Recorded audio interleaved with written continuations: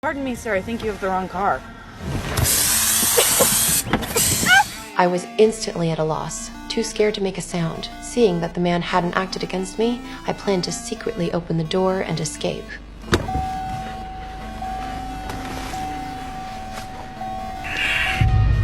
When I woke up again, I found myself locked in a small room. At that moment, the driver came in holding a chair. I noticed he seemed to have a severe obsession with cleanliness. Ruth, fearing exposure due to her black stockings, subtly tugged at her skirt. This movement caught his attention.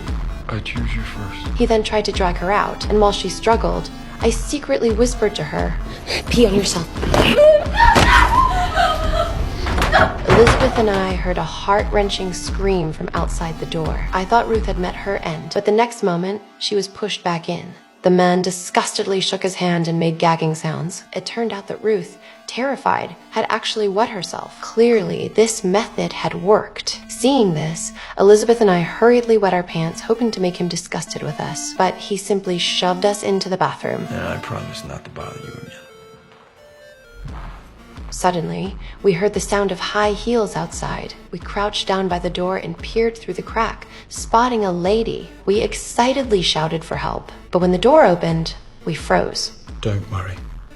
This elegant lady gave me an ominous feeling. After some time, he changed into another set of clothes and sat at the door like a child. At that moment, I finally understood that the man had split personalities. We were terrified that he might switch to the butcher personality, in which case we would be doomed. Controlled by fear, we began banging on the walls to find weak spots. Elizabeth suddenly noticed that the ceiling produced a hollow sound when struck. She used her high heels to smash it, creating a hole. But just then, the little boy heard the banging and came back. Ruth and I quickly held the door shut, while Elizabeth hurried to open the ceiling further. It turned out the ceiling had a ventilation shaft. She removed the cover and desperately climbed up. We thought the little boy had left. But the next second, the door was pushed open with great force. The little boy had switched to the obsessive-compulsive kidnapper personality. Fortunately, Elizabeth had already managed to escape.